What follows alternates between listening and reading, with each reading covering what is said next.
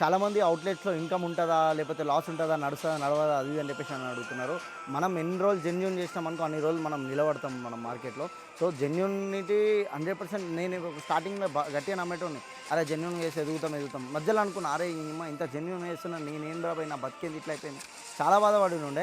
ఆ జెన్యూనిటీ ఇంత దూరం తీసుకొనొచ్చి జెన్యూన్‌గా మనం సేల్ చేద్దాం. జెన్యూన్‌గా మంచి మిల్క్ అమ్ముదాం. వాటర్ కాదు ఎట్లాంటి కల్తీ, ఎట్లాంటి పెస్టిసైడ్స్ యాడ్ చేయకుండా మంచి మిల్క్ ప్రొవైడ్ చేద్దాం. మంచి మిల్క్ ప్రొడక్ట్స్ ప్రొవైడ్ చేద్దాం. మంచి రైతుల నుంచి మంచి వెజిటబుల్స్, ఫ్రూట్స్ తర్వాత హనీ లాంటివి ప్రొడక్ట్స్ ఇంకా బై ప్రొడక్ట్స్ చాలా ఉన్నాయి. ఇవన్నీ మనం మన స్టోర్‌లో దొరుకుతాయి. ఇట్లాంటివి ముందుకు తీసుకొనెళ్దాం. ఇప్పుడు చూస్తే బయట వందల రకాల కల్తీలైతున్నాయి చెప్పాలంటే. 99% మనం కల్తీ తింటాం. మనం తినేది కాక మన పిల్లలకు కూడా తినిపిస్తున్నాం. సో, ఈ కల్తీని ఒకటి ఆపి రైతులను ముందుకు తీసుకొద్దాం. ఇది ఎవ్వరికి ఇన్‌కమ్ కాదు. నేను కూడా మీలాంటోడినే.